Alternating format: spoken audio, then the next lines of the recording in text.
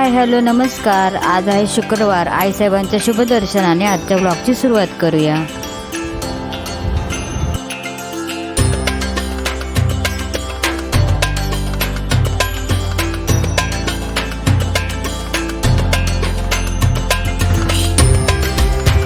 Hi good evening. आज आम्ही थोडं संध्याकाळी बाहेर निघालो आहे, नेहमीप्रमाणे जरा बाहेर चक्कर मारायला. आणि तुम्हाला आम्ही तुमच्याबरोबर घेऊन जातो. आज निधी दिसत नाही आहे कारण तिची एका कंपनीत आज ना इंटरव्ह्यू आहे, त्यामुळे ती तिकडे गेली आहे. त्यामुळे आज आपल्याबरोबर ती नाही येऊ शकत आहे. तर आज आम्ही दोघीच बाहेर निघाले आणि तुम्हाला आमच्याबरोबर घेऊन जातो आहे. चलो लेट्स गो.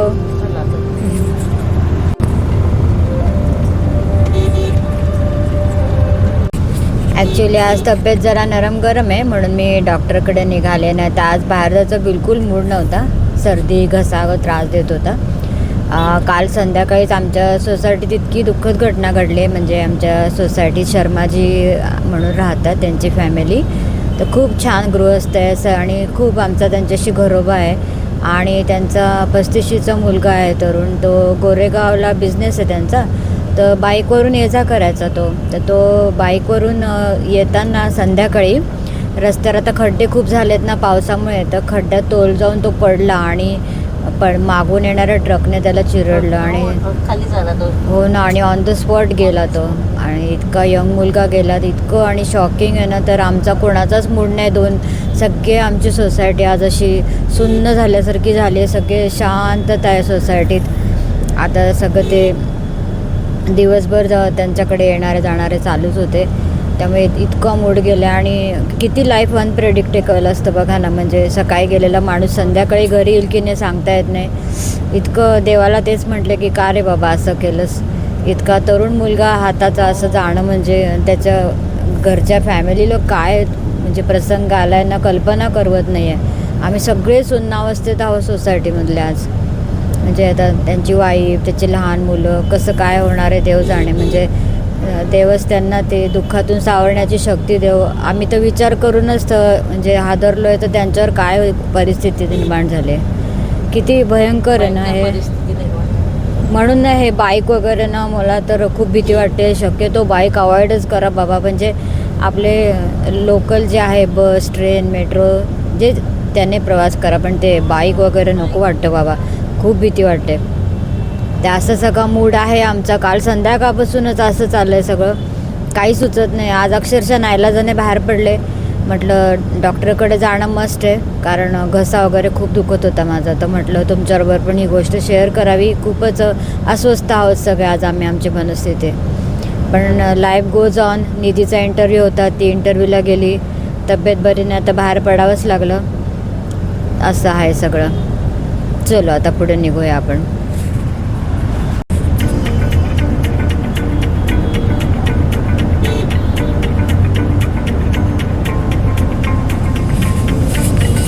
आता आपल्याला भरपूर ट्रॅफिक लागणार संध्याकाळचं निघालं असल्यामुळे.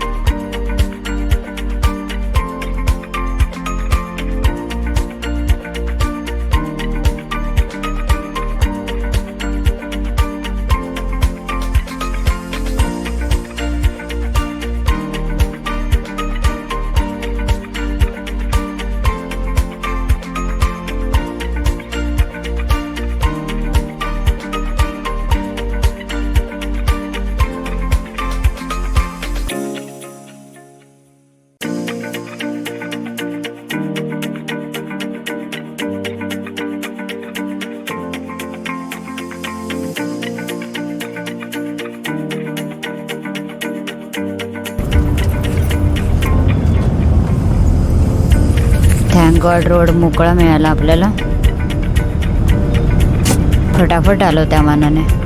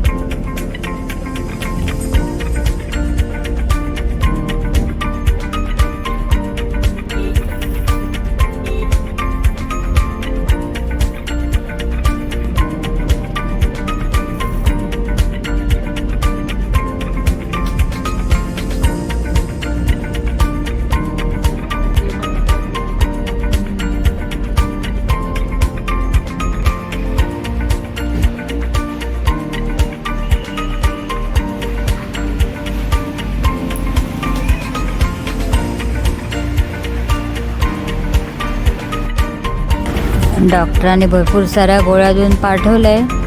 व्हायरल इन्फेक्शन आहे म्हणाले, 8 दिवसात होईल कवर म्हणाले. खूपच कान तर इतका ठणकत होता ना की मला काही सुधरत नव्हतं, जाण्याशिवाय पर्यायच नव्हता आता. नाही तर मला ना डॉक्टरकडे जायला मी कंटाळाच करते. आणि हे पाहणं आहे किती सुंदर मंदिर आहे ना, पार्ल्यातलं इंटरनल एरिया आहे सगळा, पार्ला ईस्ट एरिया.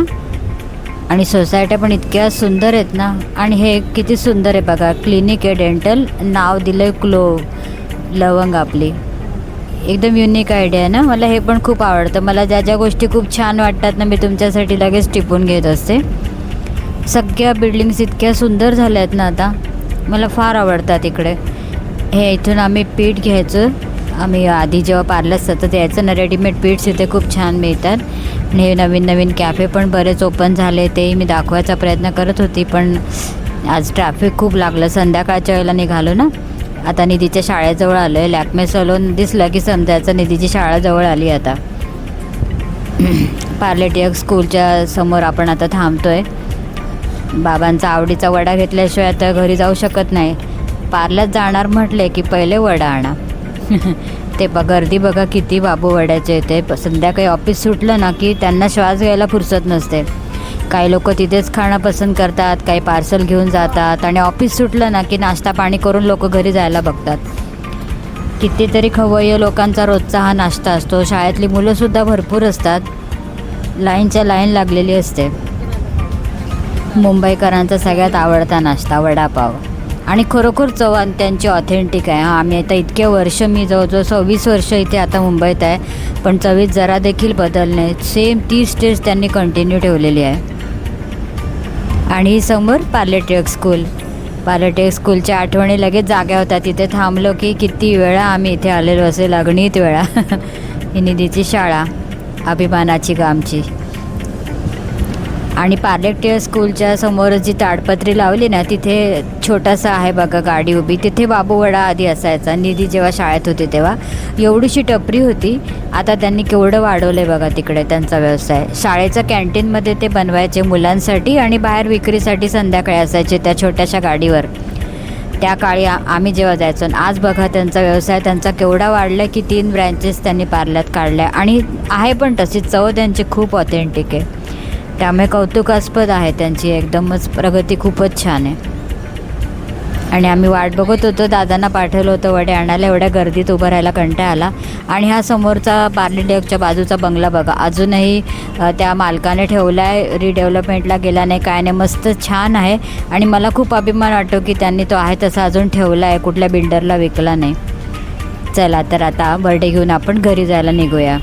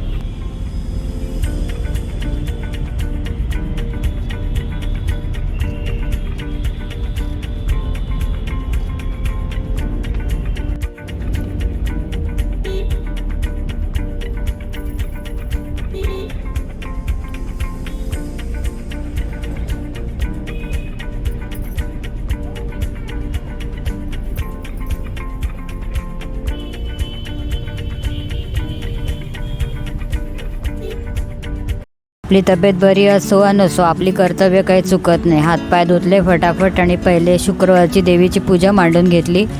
आज शुक्रवारची कधी पूजा चुकवू नये. जेवढे आपल्याला पॉसिबल आहे तेवढं नित्यनेमाने करत राहावी. त्यामुळे पहिले आधी पूजेला बसली. पटकन दिवाबत्ती निधीने केलीच होती, ती आली होती घरी.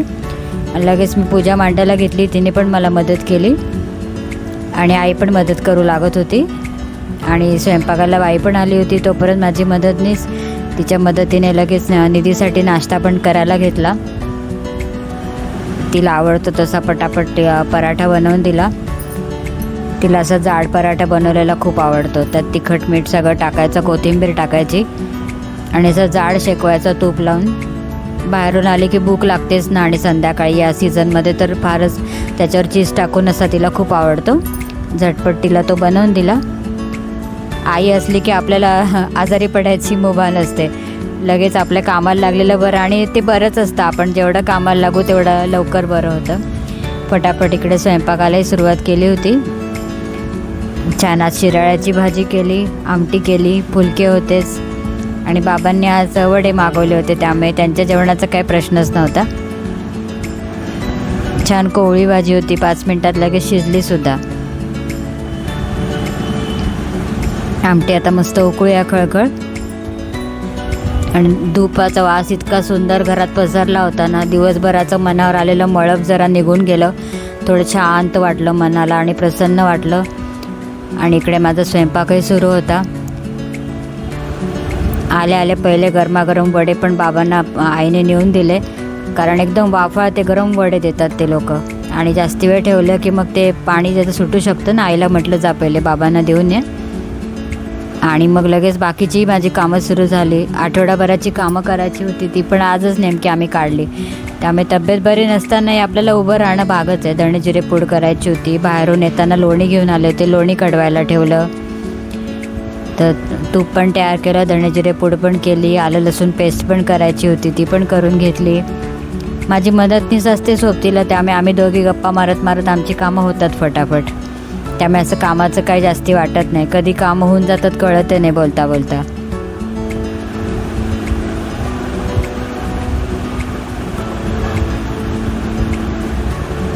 एकदा हे करून घेतलं ना की मग 15 दिवस बघायला नको.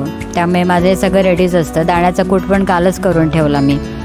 पटापट मग मनात येईल तसे आपल्याला पदार्थ बनवता येतात. ही तयारी नेहमी आपली असावी. आणि फायनली तूप पण मस्त छान लोणकडी तूप म्हणतात ना तसं तयार झालं. हॅलो सगळ्यांना, गुड इव्हनिंग. आता मगाशीच घरी आले आणि आई आणि मी आम्ही एकसाथच घरी आलो. आणि आईने पण मग नाश्ता करून दिला मला. आता इंटरव्ह्यू तर चांगला गेला. Hope I get selected.